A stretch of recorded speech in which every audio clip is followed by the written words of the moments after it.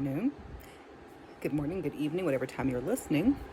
I'm Tumika Patrice, and just sharing just some thoughts today. I do have a little dog, so you're barking and all kinds of random craziness in the background. That would be him. Of course, the moment I start trying to do something, he gets all riled up. So hopefully you can hear me without any problems. But I was driving yesterday. I was just in the car, decided to take the scenic way home. Really lovely, beautiful evening to be out for a summer drive.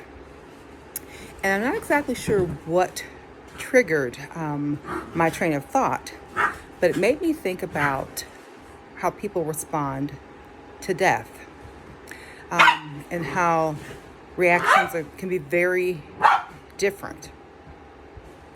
And it brought back to mind a couple of experiences that I had lived through when I was significantly younger. I think it was in my 20s.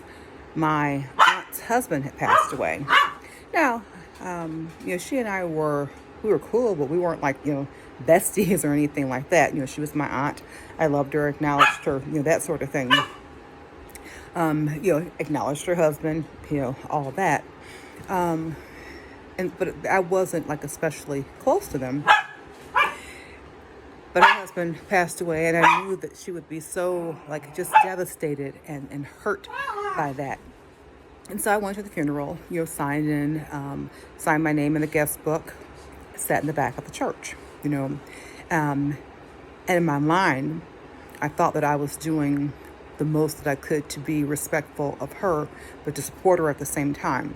I'm thinking, oh, well, you would probably want the people who are closest to you, to be right there, completely surrounding you. And then of course, when there's so much activity and decisions that have to be made and so many steps, and you're trying to grieve, but you don't really have time to grieve and all the things. So I thought that I was doing what was best for her. Sent a card, let her know I was thinking of her, that sort of thing. And it wasn't until, quite some time later that she revealed that, she did not see it in the way that I thought. But I never forgot that. And so I'm like, oh, okay, and so, she waited until, years later, and I was talking to her about, something that was going on with me, and she just went on the attack. You weren't even there when my husband died, blah, blah, blah, and I'm like, well, I was there, but apparently she expected more from me. And I thought that I was honoring her and her grief in the best way that I knew how, in a way that would be seen as, oh, she was there, but she's trying to give me space to be able to deal with all the things. So fast forward many years later, a good friend of mine, her father passed away. And I had a conversation with her. We would talk about all sorts of things. We were very close.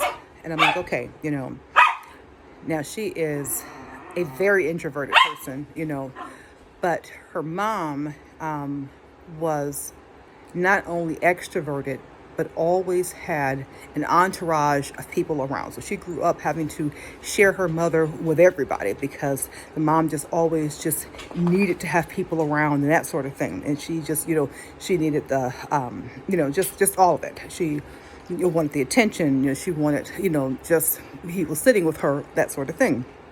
And so we had a conversation when she had told me that her father passed away. And I'm like, how do you need me to show up for you? That was one of the things that I learned from that situation with my aunt, to ask, not to assume, but to ask, how is it that you would need me to show up for you? If you want me to come and just sit and just, be silent and just take up space there, I'm totally willing to do that. If you want me to come to the funeral, I'm willing to do that. I didn't know her father. And it was going to be a funeral that was taking place out of town, whatever it was that she needed. If you want me to just be an ear whose phone is just on call for you, whenever it is that you need it, I can do that too. You tell me how it is that you need me to show up for you, because I care about you and I want to be able to support you in a way that you perceive as being supportive and helpful. And And so, we kind of got through that. Then we fast forward several years past that. My biological father passed away. You'll have to excuse me, sweating the whole summertime thing. And I got a fan blowing right on me too. But anyway, my own father, my biological father, passed away. It was a very complicated situation. We were estranged. There was a stepmother in in the picture. Just very, very complicated. And so there were the people who were close to me, that were showing up in the way that I needed them to be. I was not the person who needed just a bunch of random folks just around, just taking up space, because I'm not that way even when I'm not grieving. I'm more of an introverted kind of person myself. And, even though I can deal with lots of people, introverted people tend to, lots of folks tend to drain our energy. And then we have to go, get to ourselves by ourselves and do that thing and then replenish and then have, to be able to have our reserves filled so that we can deal with the masses. Whereas extroverted people are the opposite of that. Like, they are rejuvenated and replenished and energized by the presence of people being around them. And so, but I was kind of going back and forth now. Like, my family knew that I had this complicated relationship with my father and his wife. And so, she really is like, on one hand, she wanted me to be a part of, like the planning and the procedures and all that. But then on the other hand, she really did not want me to be there. And I was his only child.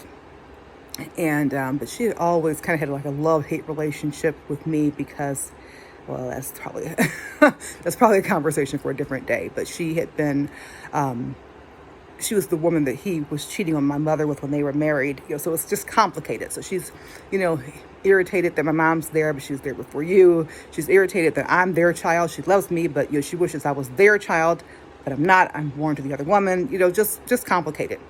So she was really not very open to me being a part of anything, even at the same time calling me and telling me to be a part of stuff. But she didn't end up allowing me to write a piece of like poetry or something to, for him.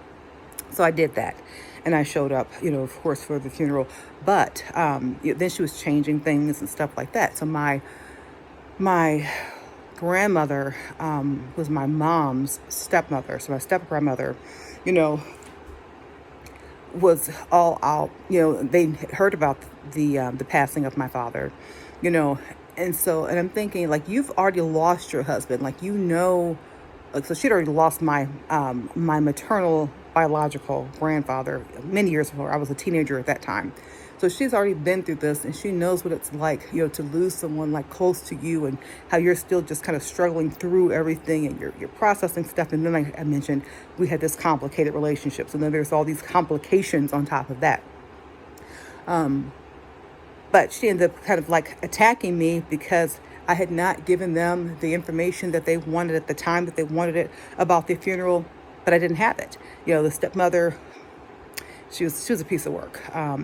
There were actually had been a couple of deaths in the family that same week, and my father was the last of the three. And so the family had been in town, and they were going to just stay in town for all of the funerals that needed to take place between the cousins that had died. And she purposely waited until after, like, to kind of force them to not be there, because she had issues with some of the members of my family, even though these are people that my father like grew up with and like loved, saw them as like brothers, that sort of thing. And so she didn't want them at the funeral. What kind of hateful mess is that? Right? It was just a vile piece of work. But anyway, and so she kept changing the information, and stuff would come at the very last minute. But the family ended up kind of like, my mother's stepmom ended up kind of like attacking me. And, you didn't tell us, and we would have showed up. And I'm like, I didn't have any information to give you. Even though I was his child, I wasn't the one planning anything, did not have permission to be able to do that, and had to honor whatever it was that his wife had chosen for him, whether I agreed with it or not.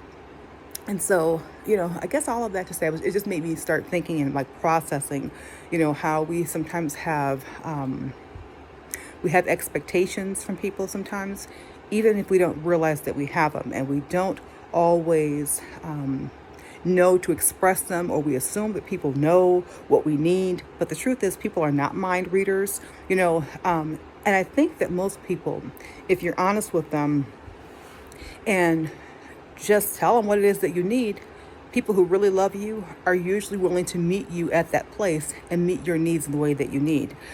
But if they don't know what you need and they don't know how you need it, then it is completely unfair and unrealistic to expect them to be able to meet needs that you have not expressed that you have, especially if you need them to show up for you in a certain way. And so it just kind of got me to thinking about, all of that, and how insensitive we can be to each other, and stuff like that. And how even in the midst of like people needing to grieve, we're still sometimes so self-centered that we're even kind of like pouring our own thoughts and our own perceptions of what it is that how a person is supposed to respond. We're kind of even pouring that stuff on them instead of just allowing them to have their moment and to just be like where they are and who they are, and to just feel how they feel and to go through all that. So yeah, like I said, it just got me to thinking about that. And so I guess I would say to you, that we just meet people where they are. But at the same time, it's okay to just ask them, what do you need from me today? How do you need me to show up for you? And I guess if you're on the receiving end of being the person who is in need and people are not asking you that, then maybe, it's okay to just be bold enough to be like, you know what? Thank you for, this display of, of solidarity or concern or whatever, but this is what I need. And so, instead of allowing ourselves to get all bent out of shape and nose out of joint and attitudes and, bitterness and all this kind of stuff to set in, we can really just be adult about situations and let people know what it is that we need, let them know how to show up for us. And then if we are the person who wants to show up for someone, be mature enough to be able to just ask them, hey, how can I show up for you today? I hope this was helpful. Just, always wanting to just add value. And so those were the thoughts that I had. And I hope that was helpful to you, like I said. So anyway, this is Tumika Patrice signing off, saying, make each day a great day on purpose. Take care.